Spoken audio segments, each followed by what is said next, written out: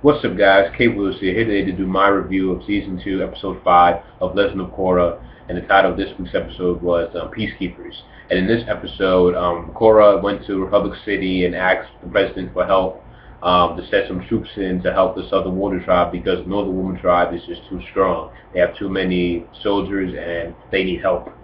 And when Korra talks to the president, he explains the situation to him, but the president's like, he can't do anything because, first of all, he thinks that it's a water tribe affair and that they should settle it themselves, and also he can't really take sides just because the Avatar says so. You know, he needs to get both sides from her and Unalaq to see how the situation is, and he doesn't really want to get himself involved in this. And it kind of makes sense too.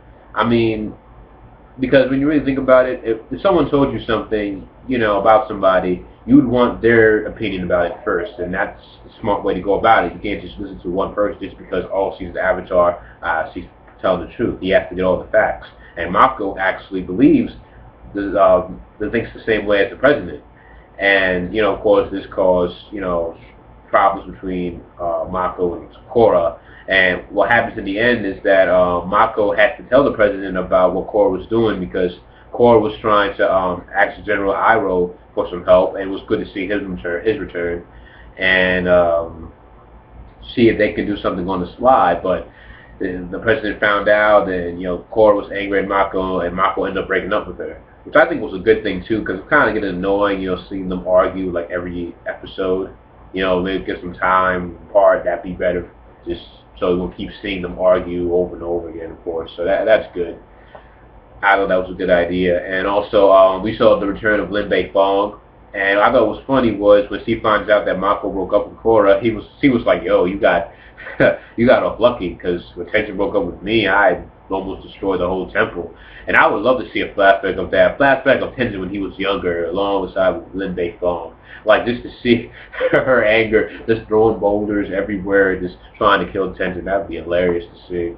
And speaking of Tenzin, there's a small part in this episode where it was him and Milo were bonding, and he was teaching Milo how to tame his lemur that he had. And what ended up happening was that Milo ended up taming all the lemur. And he was like, "Yeah, I created a monster." And that just got me thinking of one thing we can say about this. The fact that Milo controls all the lemur. Imagine he does the same thing with the bison, and then he's the one he is the guy that helps the self out. Like, you can see him riding a bison, he holds a staff, and he's like Charles. You see a whole bunch of flying bison and flying lemur going in and helping the Southern Water Tribe. Man, I'd love to see that, but that would never happen. But something like that probably would happen later on in the series. But it was good to see, something with Milo. Maybe that's his thing now with animals.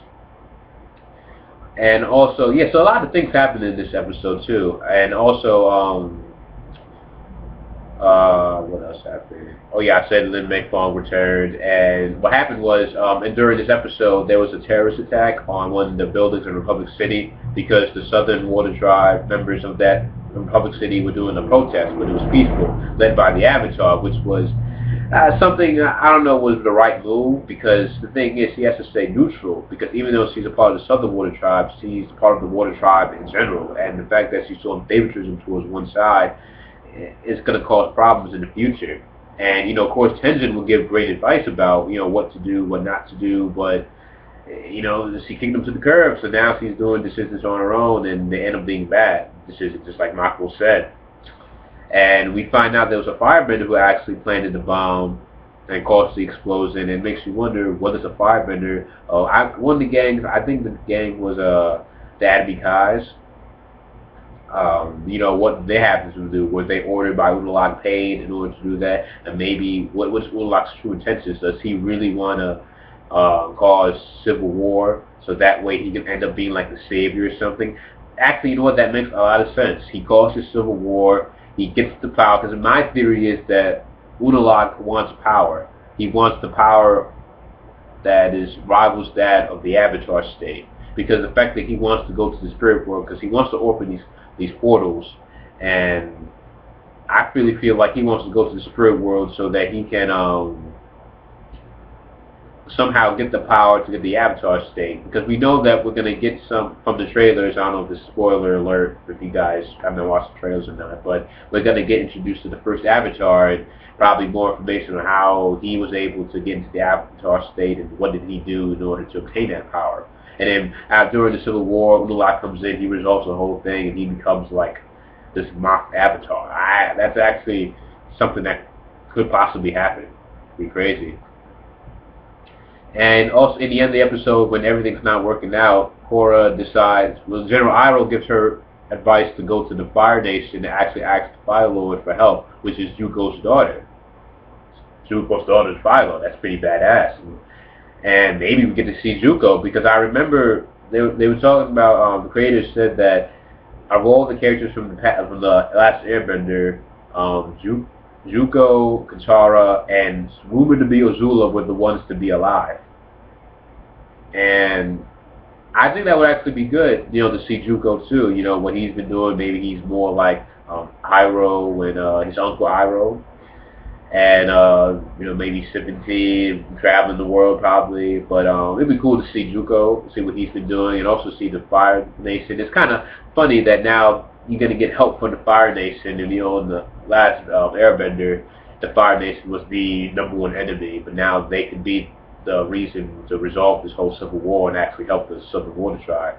But however, in the end of this episode, Korra got attacked by the twins and Unalaq's children, the twins, and Eska, man, she is one crazy girl. Let me tell you, she was how the mascara was running on her face. She was crying. She was like crazed look on her face. Was like, how dare you take Bolin away from me? And she wanted to kill Korra.